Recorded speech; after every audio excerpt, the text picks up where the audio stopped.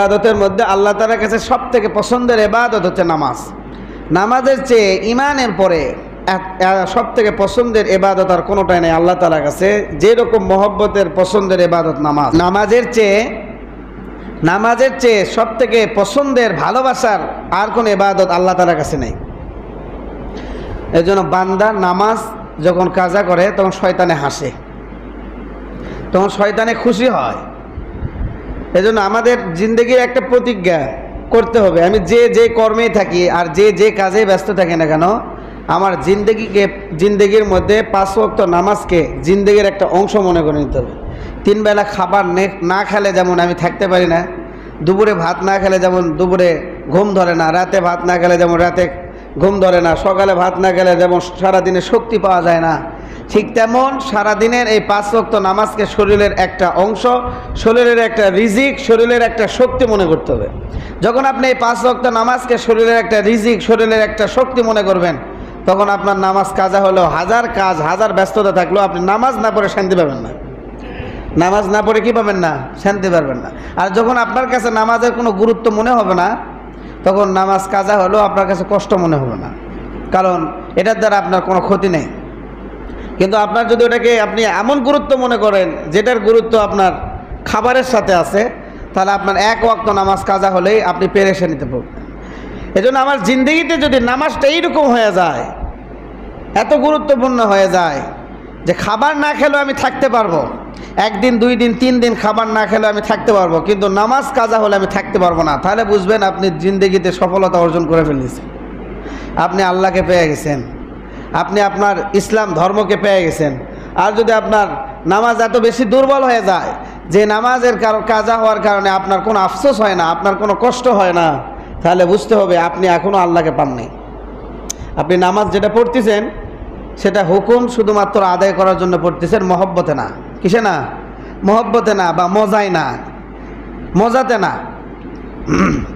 যখন আপনি নামাজের ভিতর মজা পাবেন, যখন নামাজের ভিতর মহব্বত ঢুকে যাবে, যখন নামাজের ভিতর আপনি শান্তি খুঁজে পাবেন, যখন নামাজের মধ্যে আপনার শরীরের যত পেরেশানি আছে এই পেরেশানি মুক্তের রোগ খুঁজে পাবেন, তখন আপনি কখনোই নামাজকে কাজা করবেন না। যদি কাজা হয়ে যায় তখন আপনার পেরেশানি দেখলে মানুষ মনে করবে কোনো কিছু একটা হেরে গেছে, কোনো কিছু হেরে গেছে, অথবা কোনো কিছু ক্ষতি হয়েছে, কোনো বিপদে পড়ছে বেচারা, যার কারণে এত পেরেশানি ভুগতেছে। অথচ আমাদের দেখলে মনে হয় না যে আমার দ্বারা নামাজ কাজা হয়েছে। সামান্য অল্প কোনো বিষয় নিয়ে আমরা নামাজ কাজা করি, অল্প কোনো বিষয় নিয়ে আমরা নামাজকে ছেড়ে দিই, যেটা আসলে নামাজের পরেও করা যাবে সেটাকে আমরা গুরুত্ব বেশি দিয়ে নামাজটাকে কাজা করে দিই, নামাজটাকে ছেড়ে দিই। আল্লাহ রাব্বুল আলামিন আমাদের সবাইকে 5 ওয়াক্ত নামাজি হিসাবে কবুল করে নেন, সবাই বলেন আমিন। শুধু 5 ওয়াক্ত নামাজি নামে নয়, কামে কর্মে কাজে পরিপূর্ণ নামাজি হিসাবে কবুল করুন, সবাই বলেন আমিন। এবং 5 ওয়াক্ত নামাজি না বানিয়ে যেন আল্লাহ তাআলা আমাদেরকে কবরে না ডাক দেয়, এবং 5 ওয়াক্ত নামাজি পরিপূর্ণ নামাজের খাতায় নাম না লেখে যেন আল্লাহ তাআলা আমাদেরকে না ডাক দেয়। এই জন্য আল্লাহ তাআলার কাছে সবসময় দোয়া করবেন। আল্লাহ নবী মুহাম্মদ রাসূলুল্লাহ সাল্লাল্লাহু আলাইহি সাল্লাম বলেন, একজন বান্দার যত গুনাহ আছে সমস্ত গুনাহকে আল্লাহ রাব্বুল আলামিন মাফ করে দিবেন শুধু নামাজের দিকে দেখে। সুবহানাল্লাহ। শুধু কার দিকে দেখে? পরকালে শুধু নামাজের দিকে দেখে বান্দা সব গুনাহকে আল্লাহ তাআলা মাফ করে দিবেন, শুধু শিরিক বাদে। সেটা তো আমরা সবাই জানি। নামাজের দিকে তাকিয়ে যেমন এই বান্দার নামাজটা এত সুন্দর, এত মহব্বতের, এত গুরুত্বের সাথে আমার সাথে আদায় করছে, ফেরেশতাকে বলবে তাহলে বাকিগুলা যা গুনাহ আছে সবগুলোকে তুমি বাদ দাও, সবগুলোকে আমি মাফ করে দিলাম। এত বড় ফায়সালা, এত বড় মহব্বতের ইবাদত হচ্ছে নামাজ। আল্লাহ তাআলা এই নামাজের দিকে তাকিয়ে বান্দা সব গুনাহকে মাফ করে দিবে। অথচ আমরা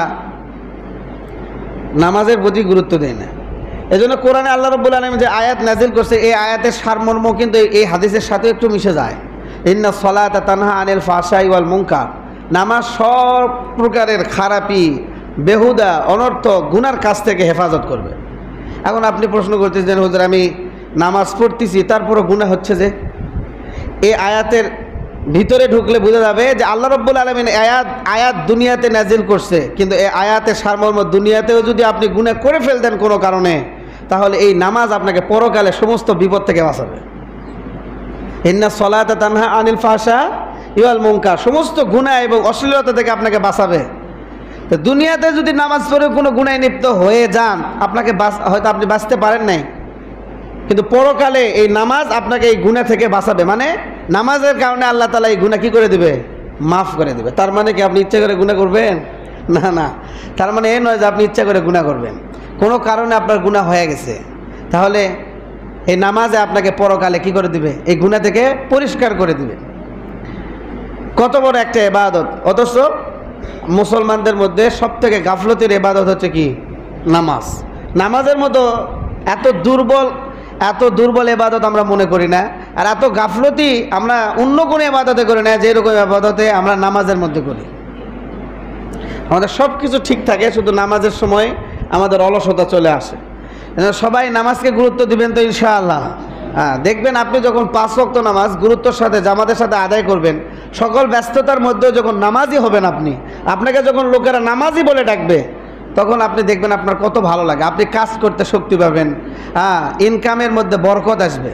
যে মানুষ নামাজ না পড়ে কামাই করে যে বরকত, যে কামাই অর্জন করছে হয়তো অনেক আপনার থেকে 3 গুণ 4 গুণ বেশি, কিন্তু আপনি 5 ওয়াক্ত নামাজ ঠিক রেখে যে কামাই করছেন এর মধ্যে 1000 গুণের বেশি বরকত আল্লাহ রাব্বুল আলামিন দিয়ে দিবে, আপনাকে 1000 গুণ বরকত দিয়ে দিবে। এজন্য 5 ওয়াক্ত নামাজকে জিন্দেগির একটা অংশ মনে করে নিতে হবে। আল্লাহ রাব্বুল আলামিন আমাদের সবাইকে 5 ওয়াক্ত নামাজ গুরুত্বের সাথে আদায় করার তৌফিক দান করুন। সবাই বলেন আমিন।